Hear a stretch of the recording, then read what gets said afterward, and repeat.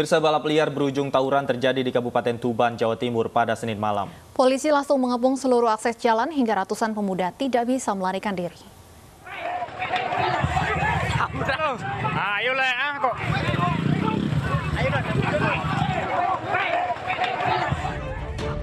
Balap liar berujung tawuran yang melibatkan ratusan pemuda terjadi di Jalan Soekarno-Hatta, Kecamatan Kota, Kabupaten Tuban, Jawa Timur. Aksi para pemuda ini mengganggu lalu lintas dan meresahkan warga. Berbekal laporan warga, polisi langsung mengepung seluruh akses jalan dan langsung menyergap ke lokasi balap liar. Para pemuda pun tidak bisa melarikan diri karena sudah terkepung polisi. Para jagoan jalanan ini pun hanya bisa pasrah ketika dibawa petugas ke Mapores Tuban dengan truk. Petugas juga menyita ratusan sepeda motor milik para pemuda ini. Dia berani menghentikan kendaraan truk ataupun kendaraan yang lewat untuk melakukan balapan liar atau ajang balapan liar. Nah, malam ini kita berhasil mengamankan sekitar 100 sepeda motor berikut dengan para pelakunya. Nanti kita identifikasi siapa yang joki, siapa yang taruhan dan sebagainya. Ya tentunya nanti kalau ada tindak pidana perjudian nanti kita angkat ke perjudian. Kalau ada pelanggaran lainnya tentunya akan kita lakukan tindakan lebih lanjut. Patroli balap liar akan rutin dilakukan petugas untuk memberikan rasa nyaman terhadap masyarakat dan kondusivitas lingkungan. Dari Tuban, Jawa Timur, Pipit Wibawanto, iNews melaporkan.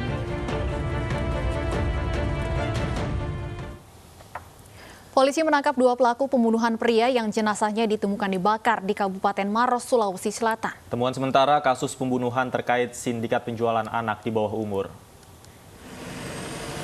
Selain menangkap 2 pelaku pembunuhan dan pembakaran, polisi masih mengejar pelaku lainnya.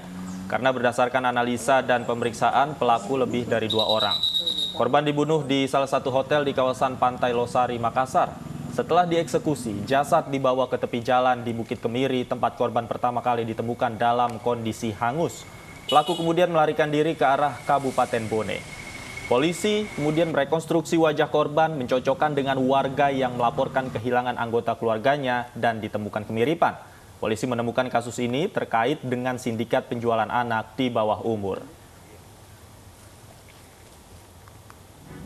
Sebelumnya warga desa Padayelo, Kabupaten Maros, Sulawesi Selatan digegerkan dengan penemuan mayat terbakar di semak-semak. Warga yang pertama kali menemukan sempat melihat asap mengepul di TKP dan mengira ada seseorang sedang membakar sampah. Setelah dicek ternyata terdapat sesosok mayat hangus terbakar.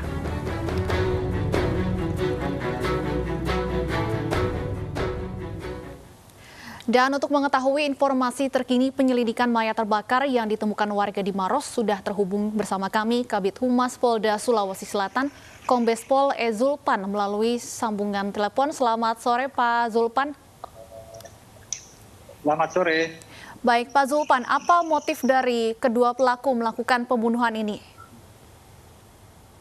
Ya baik ya, jadi benar bahwa tepatnya pada tanggal 11 yang lalu, ya, hari Jumat pukul 04.30, kita mendapat laporan dari masyarakat ada sesosok mayat yang terbakar.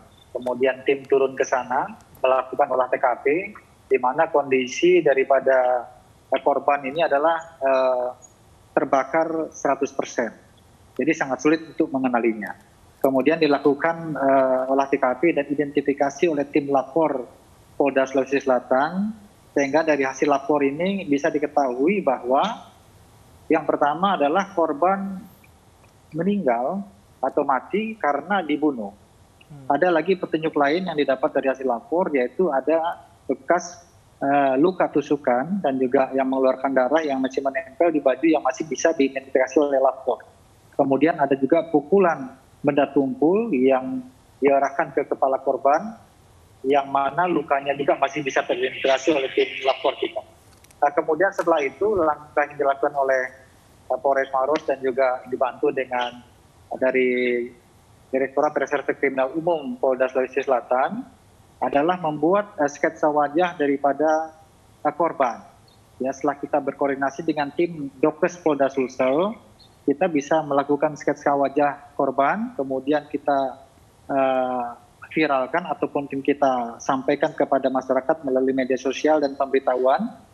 Apabila ada yang kehilangan warganya ataupun keluarganya, maka akan kita telusuri. Nah, kemarin ada laporan ya. Ya, Pak Zulpan, kedua pelaku sudah ditangkap. Apakah sudah diketahui motif pembunuhan ini? Benarkah terkait dengan sindikat penjualan anak di bawah umur?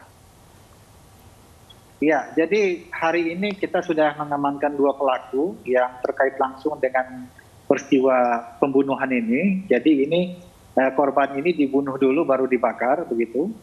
Kemudian masih ada pelaku lain yang saat ini masih dalam tahap pengejaran oleh tim. Adapun motifnya ini belum bisa kami sampaikan secara detail terkait dengan peran mereka juga, karena ini melibatkan lebih daripada 2 orang yang saat ini sedang kita buru. Mudah-mudahan 1-2 hari ke depan ini bisa kita tuntaskan. Baik, untuk ancaman pelaku sendiri seperti apa Pak? Ancaman hukumannya Pak? Tentunya ini adalah nanti kita lihat hasil pemeriksaan ya. Yang jelas ini kan sudah dikatakan oleh hasil lapor bahwa ini adalah dibakar. Berarti artinya dan diawali dengan pembunuhan. Artinya korban ini pada saat dibakar itu sudah meninggal. Baik. Ya, dan juga bisa saya sampaikan bahwa ini TKP pertama untuk pembunuhan korban ini adalah di tempat yang berbeda dengan TKP kedua ditemukan korban ini dibakar, yaitu di Kecamatan Malawa, Maros. Baik, terima kasih Kombes Pol Zulpan, Kabid Humas Polda Sulawesi Selatan sudah bergabung bersama kami di iNews Sore. Selamat sore. Pemirsa, bocah berusia 10 tahun di Medan, Sumatera Utara meninggal dunia usai digigit anjing peliharaan tetangganya. Sebelumnya diduga pagar rumah tidak tertutup rapat sehingga anjing keluar rumah. Korban digigit anjing pada Kamis lalu. Saat itu pelajar kelas 4 SD ini melintas di depan rumah tetangganya. Anjing keluar menggigit paha korban yang sebelumnya sempat kabur. Korban dibawa ke Rumah Sakit Umum Pusat Adam Malik Medan untuk mendapatkan perawatan. Beberapa hari kemudian, kaki yang digigit anjing kampung tersebut lumpuh. Korban juga hilang ingatan dan terus buang air besar. Minggu sore, korban meninggal dunia. Saat ini polisi masih mendalami kasus ini dan anjing yang menggigit korban sudah diamankan di kantor polisi. Masuk aja Bang, izin Bang. Kita ke informasi lain, membeli daging kerbau diberi daging celeng. Puluhan warga di Kota Jambi mengadu ke YLKI. Warga pun meminta kasus ini berlanjut ke ranah hukum. Warga perumahan Bougainville, Kelurahan Kenali Besar, Kota Jambi mengadu ke YLKI. Warga mengadu karena membeli daging kerbau kepada salah seorang tetangga berinisial E, namun ternyata diberi daging celeng. Kasus penipuan daging celeng terungkap setelah warga curiga dengan bentuk daging yang katanya daging sapi tersebut. Sampel daging dibawa ke Dinas Peternakan Kota Jambi dan hasil lab menyatakan daging tersebut merupakan daging celeng. Sementara itu, Ketua YLKI Provinsi Jambi Ibnu Holdun menjelaskan perkara ini sudah dilaporkan kepada pihak kepolisian Polresta Jambi dan tengah proses penyelidikan.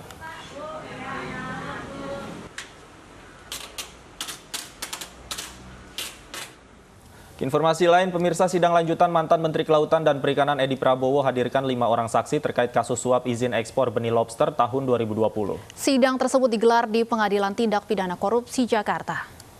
Terdakwa mantan Menteri Kelautan dan Perikanan Edi Prabowo mengikuti sidang lanjutan siang tadi. Jaksa penuntut umum menghadirkan 5 orang saksi, diantaranya Andrew Misata dan Safri sebagai staf khusus Edi Prabowo. Amril Mukminin, Sespri Edi Prabowo, Siswadi Pranoto, pemilik PT Aero Cipta Kargo, dan Ainul Fakih, Sespri istri Edi Prabowo. Sidang lanjutan ini untuk mendengarkan keterangan saksi sekaligus keterangan terdakwa. Dalam sidang dijelaskan ada 65 perusahaan yang sudah mendapat izin untuk melakukan ekspor. Namun hanya 41 perusahaan yang melakukan ekspor. Sedangkan 24 perusahaan lainnya sudah dapat izin namun belum melakukan ekspor.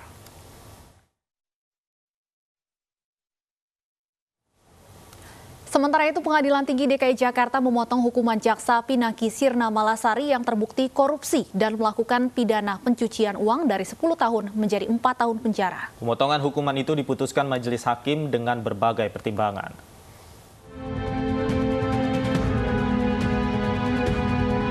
Pengadilan Tinggi DKI Jakarta mengabulkan permohonan banding Jaksa Pinangki Sirna Malasari.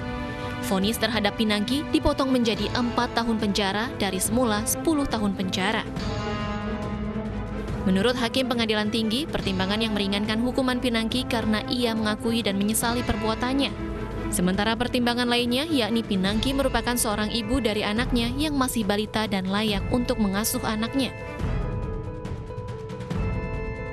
Sebagaimana diketahui, Pinangki menjadi maklar kasus agar terpidana korupsi Joko Chandra bisa lolos dari hukuman penjara dengan mengajukan PK.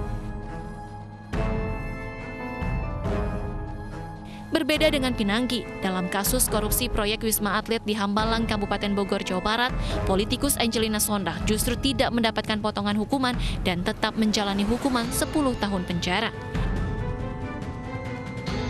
Tim Liputan iNews melaporkan. Pemirsa, usai jeda kita akan bergabung ke Kebon Jeruk untuk mengikuti informasi seputar Piala Euro 2020. Tetaplah di iNews Sore.